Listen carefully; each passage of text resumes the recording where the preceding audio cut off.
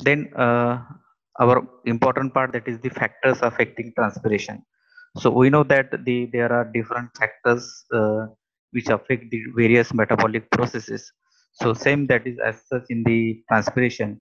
So these factors, they are divided into a plant factor and the environmental factor.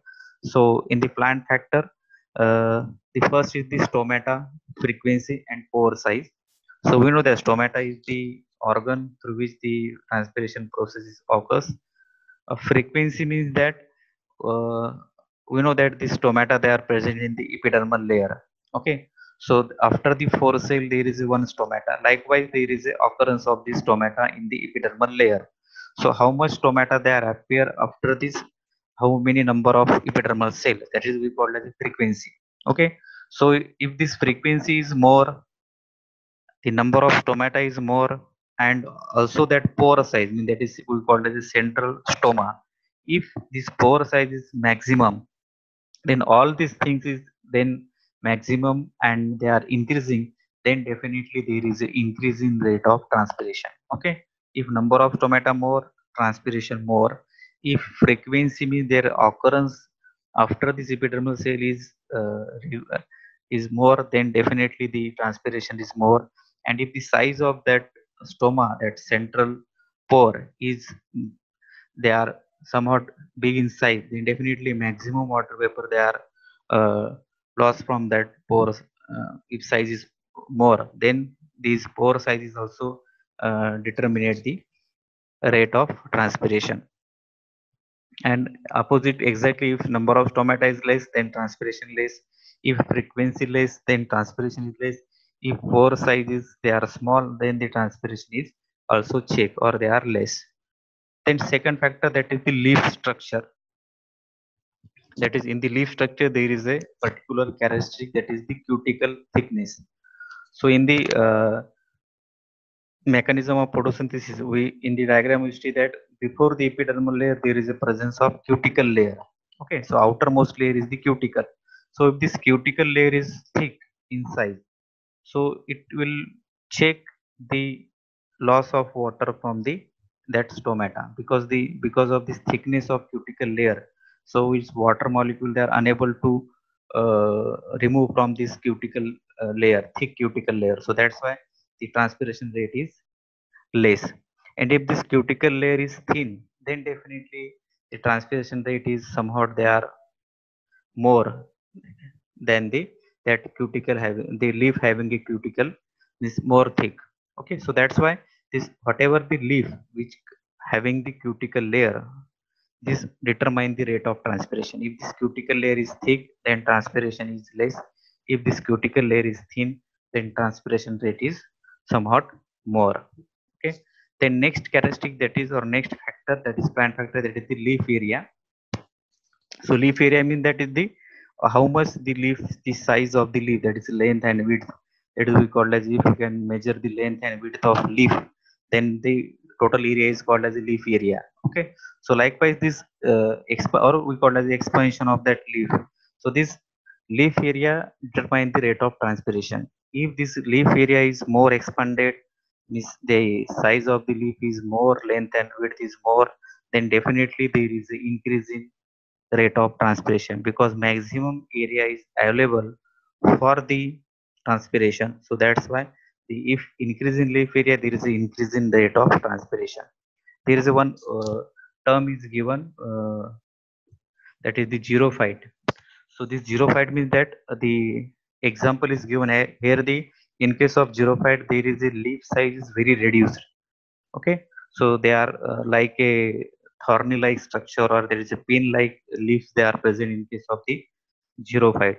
Why? Because in the xeric condition or the desert condition, there is a totally absence of water, or there is a very scarcity of water. In such condition, the xerophyte maintain their growth and development. Why? They maintaining their leaf area. Okay, so the leaf area in such spaces, they are not much, they are extended, or size of the leaf they are very less, so expansion of leaf is also less. So that's why they are check the rate of transpiration. Okay, so leaf area is increases, then the transpiration rate is more. If the leaf area is less, then transpiration rate is also less. Then next is the root shoot ratio. So root shoot ratio means that uh, whatever the length of that is the root, or what is the length of shoot, same is in the soil there is a length of the root. Okay, so length of root to the length of shoot, this is we call as the root shoot ratio. Okay, so if this root system is deep into the soil, okay, so there is a maximum that is the root they are going deep into the soil, so means they are uplift the water from the deep of the soil. So definitely the whatever the water which are uplifted up to the top of the plant, so there is a check on the rate of transpiration. But if this length of the root or the that is we call as a length of the root in the soil is less, then definitely it will be help for the rate maximum loss of transpiration through the that is the shoots. Okay, so if this root shoot ratio is narrow, then definitely it increase the rate of transpiration. If they are more, then they can be reduce the rate of transpiration. Then leaf orientation. So this leaf orientation is related with the what is the angle of leaf to the light. Okay, so if the leaf angle to the light, if the maximum light is penetrated in the leaf, then it will be induce the opening of stomata. Okay, so if maximum light is penetrated in the that leaf area or in the that canopy of the plant, then definitely there is a increase in rate of transpiration. And if this leaf orientation is somewhat they are perpendicular to each other, then definitely it means what is the one shading effect of one leaf on the another, then definitely it prevent the that entry of light on the next leaf. So that's why the transpiration rate is checked. Okay, so the leaf area, the leaf orientation or the leaf angle with the light, they determine the rate of transpiration. Okay, and nextly the water content of the leaf. Okay, so it definitely uh, if the water content of the leaf is more, then and then only there is a the transpiration rate is more, because we know that if there is a availability of water in the leaf and there is demand from the atmosphere, definitely it will be maximum water is lost into the atmosphere. But if the water content of the leaf is less, then definitely the whatever the water which are demanded but there is absence of water, then definitely the transpiration is check. Okay, so if maximum water is available, then the rate of transpiration is more. If water availability is less, then the transpiration is less. Okay, so these are the different plant factors which affect the rate of transpiration. Then next category that is we call as a environmental factors, so it affect the rate of transpiration externally. Okay, so the first factor that is the humidity. Humidity means that there is a presence of moisture in the air. Okay, so if there is a presence of moisture in the air, is we call as a humidity. Okay, so if the presence of moisture in the air is more, that is we call as a more humidity. Okay, so if humidity is more, mean that there is a presence of that is the moisture in the air they are more. Okay, means water vapor they are more in the atmosphere. So that's why if this humidity is more, mean that there is a less rate of transpiration, means there is no demand from the atmosphere. So that's why plant transpire less. Okay, or the rate of transpiration is decreases if the humidity is more. Okay, and if this humidity is less means that there is a less amount of water vapor they are present in the air. So that's why it demands the water vapor from the plant, so the rate of transpiration is more. Okay, so if humidity is less, then the rate is more. If the humidity is more, then the transpiration is less. So this humidity factor is inversely proportional to the rate of transpiration. Then next factor is the temperature. So we know that this with increase in the temperature there is an increase in rate of transpiration. Okay, so why this there is increase in the transpiration, there is an increase in transpiration rate. We know that this increase in temperature is mean it is a degree of hotness or coldness, it's called as temperature. Okay, so if temperature increases mean that the light intensity is increases, and the light is the factor which are responsible for opening of stomata. We know that the movement of stomata, that is the opening and closing, they are somewhat they are affected by the light. And if this light is red, more means that light intensity is more means that temperature is more. So that's why if increase in the temperature, there is increase in rate of transpiration. So this is directly proportional to the rate of transpiration. Then third factor, that is the wind. So when this atmospheric air in motion, it's called as wind, okay, or wind velocity.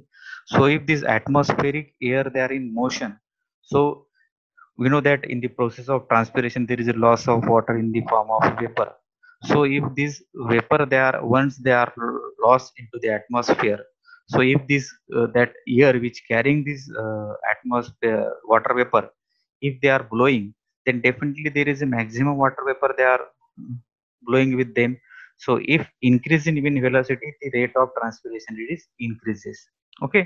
So it is very fastly they carry the water vapor which are lost from the plant surfaces. So that's why there is continuously increase in demand. So that's why if the wind velocity is increases, then there is increase in the rate of transpiration. But if this wind velocity is beyond the limit when that sometimes because of this high wind velocity, there is a breaking of branches, there is a dropping of leaf. So if this leaf is drop or branches if they are break because of this high wind velocity, then it decreases the rate of transpiration, because whatever the part which are responsible for transpiration they are removed. So that's why if very high wind velocity they affect the or they decrease the rate of transpiration. The next factor is the light. So light movement is depend or sorry light intensity or the opening of stomata they are interrelated. So if this light intensity is more, then definitely the rate of transpiration is more. If the light intensity is less, then definitely it decreases the rate of transpiration, because the stomatal movement is called as a photoactive movement. Photo means the movement of that any plant part they are depend on a light, it's called as photoactive, okay. So that's why the stomata is photoactive. So that's why if increase in light intensity, there is an increase in rate of transpiration. If this light is reduced or light intensity is reduced, then the rate of transpiration is reduced. Then atmospheric pressure. So if atmospheric pressure there increases with the increase in latitude, so this increase in latitude leads to increase the rate of transpiration. Or if high altitude or high latitude means at a height, when there is increase in height, so there is a whatever the rate of transpiration they are somehow they are decreases with increase in the height. So that's likewise the at high altitude there is a decrease in the rate of transpiration, means atmospheric pressure low means the high altitude means that is the high transpiration. If atmospheric pressure is high, then there is lower altitude means there is a less rate of transpiration. So likewise this humidity it is inversely proportional to the rate of transpiration. Then next is the supply of water. So this if the supply of water is less, so it is directly proportional. If the supply of water is more means there is a sufficient amount of water they are present in the soil, then and then only there is an increase in rate of transpiration. If the supply of water is less means soil not containing any water in the soil, then definitely the plant transpiration rate is decreased, because there is a transpiration but there is a no availability of water in the soil to absorb this. So this why that's why if supply of water is less, then transpiration is less.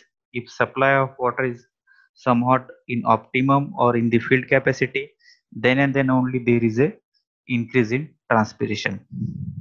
Then another that is the term that is the anti-transparent. So this anti-transparent means this is the one of the agent or substance which are applied on the plant surface in order to check the rate of transpiration is called as anti-transparent, okay. So anti-transparent is one of the substance or agent. When they are applied on the plant surface, they check the rate of transpiration, is called as a anti-transparent, okay. So if we this applied externally on the plant surface, then definitely they are decrease the rate of transpiration. So in the name they are their function is given, that is the anti means against the that process transpiration, that is we called as a anti-transparent, okay. So if this anti-transparent is applied on the plant surface, they check the transpiration. They does not stop the transpiration, because transpiration process is not avoidable. It will be checked. Okay, so there will be a transpiration is occur in a plant, because we not totally stop the transpiration. We only check the rate of transpiration. And last one, that is the guttation. So guttation is the one of the term which are related with the loss of water. But this loss of water, they are in the form of water droplet, not in the form of water vapor. Okay, and this particularly guttation process, they are occurs through a specialized tissue. Like this transpiration, there occurs in a specialized tissue that is we called as a stomata, lenticule, or the cuticle.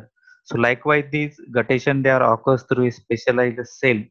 It is called as a hydathode, and the hydathode, they are present in the leaf margin region. Okay, so through this region there is a guttation is occur. Okay, so guttation and transpiration, they are the two different mechanisms, and these mechanisms, they are particularly guttation occurs in the plant. They are having the very short stem or a very short root system, or particularly in the herbaceous species, or particularly in the grassy species, this guttation is more common.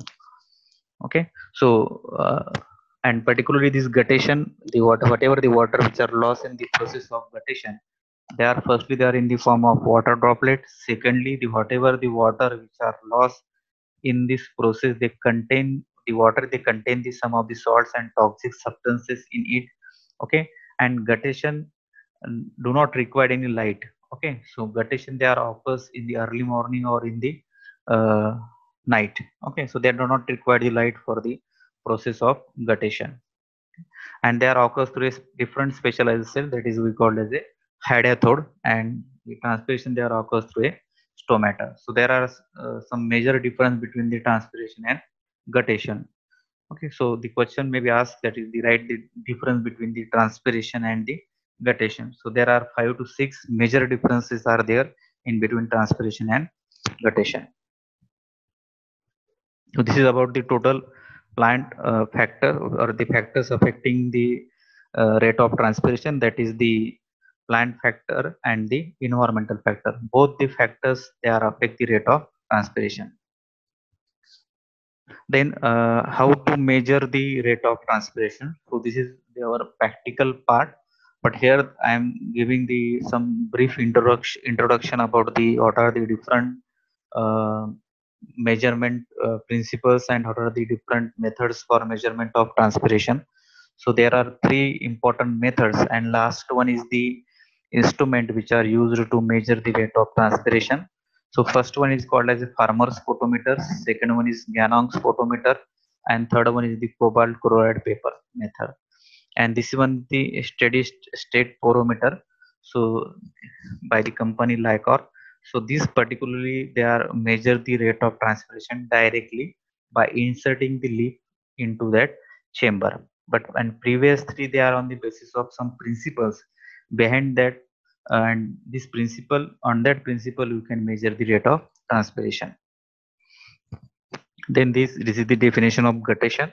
So loss of water in liquid form from the hydathode. This spelling is the hydathodes under the specific soil and environmental condition is called as a guttation. So whatever the water which are lost in the guttation, they are not a pure water.